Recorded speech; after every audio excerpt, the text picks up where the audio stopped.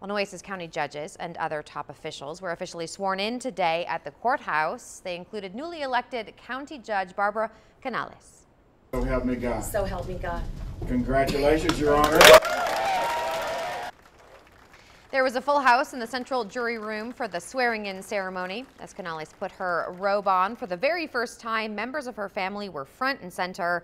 Canales, who is a Democrat, is the first Latina to be elected to the position after winning the midterm election against former County Commissioner Mike Pusley. And I'm so blessed because today we make history, but we make history on the shoulders of giants. That's right.